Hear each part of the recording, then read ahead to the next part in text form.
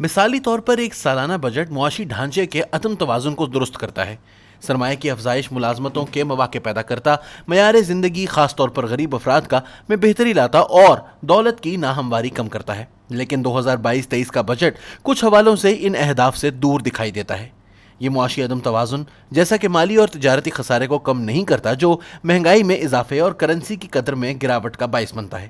یہ غیر پیداواری اخراجات جیسا کہ دفاع، انتظامیہ اور سبسڈی کی دراز رسی کو کم نہیں کر رہا۔ یہ شعبے محصولات کا بھاری حصہ ہڑپ کر جاتے ہیں۔ بدترین بات یہ ہے کہ مذکورہ بجٹ ملازمت کے مواقع کم کرتا ہے اور معیار زندگی گھٹاتا ہے اور امیر اور غریب کے درمیان فرق کو بڑھاتا ہے۔ لیکن سچی بات یہ ہے کہ اس میں پی ڈی ایم حکومت کے فائنانس منسٹر مفتاح اسماعیل کا کوئی قصور نہیں۔ انہیں تحریک انصاف کی نکال باہر کی جانے والی حکومت کی طرف سے تباہ حال معیشت ملی تھی۔ اسے درست کرنے اور پٹڑی پر چڑھانے کے لیے طویل اور مشقت طلب کاوش درکار ہے۔ در حقیقت مفتاح اسماعیل صاحب کی مشکلات کی ذمہ داری دو حقائق پر آتی ہے، جن کے رونما ہونے میں ان کا کوئی عمل دخل نہیں۔ پہلا، تحریک انصاف نے آئی ایم ایف کے ساتھ ایک مشکل معاہدے پر پہلے ہی دستخط کر دیے تھے۔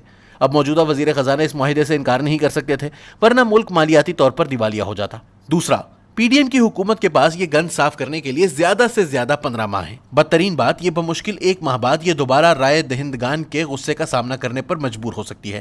ان خوفناک معروضات کے درمیان بجٹ بنانا یقیناً ایک مشکل اور تکلیف دہ کام تھا۔ اس لیے مفتاح اسماعیل کو خراج تحسین پیش کرنا پڑے گا کہ انہوں نے نہ صرف اس چیلنج کو قبول کیا بلکہ مشکلات کے منجدھار سے بچ نکلتے ہی دکھائی دیے۔ اب مالی طور پر دیوالیہ ہونے کا اندیشہ ٹل چکا، کیونکہ آئی ایم ایف بجٹ اور وزیر خزانہ کے مثبت قدم اٹھانے کے عزم سے مطمئن ہوتے اگلے ماہ پاکستان کو پیکج دے گا۔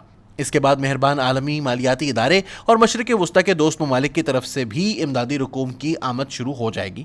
دوسری طرف یہ بھی ضروری نہیں کہ ہر کوئی مفتاح اسماعیل کے نسخے سے اتفاق کرے۔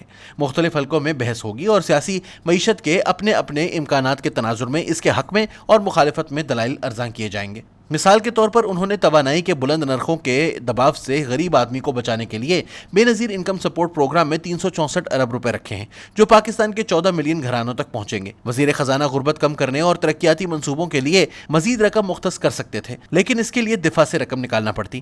اس سے طاقتور غالب اور ہماگیر اسٹیبلشمنٹ ناراض ہوتی۔ انہوں نے اشیاء تعیش پر ٹیکس بڑھایا، لیکن ضروری ادویات، زرعی مشینری، سولر سیل وغیرہ پر کم کر دیا۔ کم از کم قابل ٹیکس رقم کی حد 50,000 ماہانہ سے بڑھا کر 1 لاکھ روپے کر دی گئی ہے۔ دوسری طرف دولت مند افراد اور اداروں جیسا کہ کمرشل بینکوں کی آمدنی، مالی مفاد اور جائیداد پر ٹیکس بڑھا دیا ہے۔ چھوٹے دکانداروں پر بھی 3,000 سے 10,000 روپے ماہانہ بالواسطہ ٹیکس عائد کر کے انہیں بھی ٹیکس نیٹ میں لایا گیا ہے۔ اس کے باوجود کچھ کمی کوتاہی رہ گئی ہے۔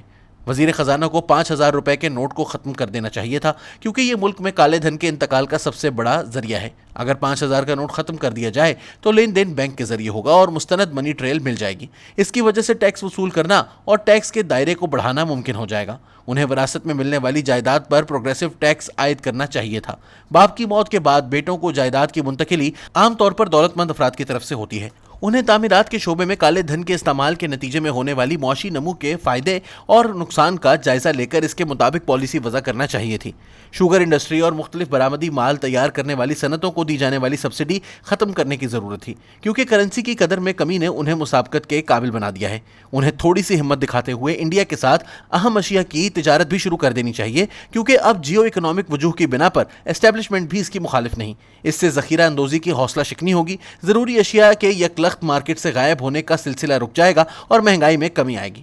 لیکن ابھی نہ گند صاف ہوا ہے نہ کام ختم۔ مفتاح اسماعیل نے بہت کھلے الفاظ میں خبردار کیا ہے کہ آئی ایم ایف بورڈ جولائی کے وسط میں ہونے والے اجلاس میں بجٹ میں کی گئی تجاویز پر غور کرے گا۔ عین ممکن ہے کہ وہ مزید سخت اقدامات پر اصرار کرے، اس لیے چند ماہ بعد منی بجٹ خارج از امکان نہیں۔ اس دوران سیاست، ریاست اور معاشرے کو مزید زک پہنچانے کے لیے کمر بستہ ہے۔ محاذ آرائی کی کوئی بھی کیفیت معیشت کی بحالی کو خطرے میں ڈال سکتی ہے۔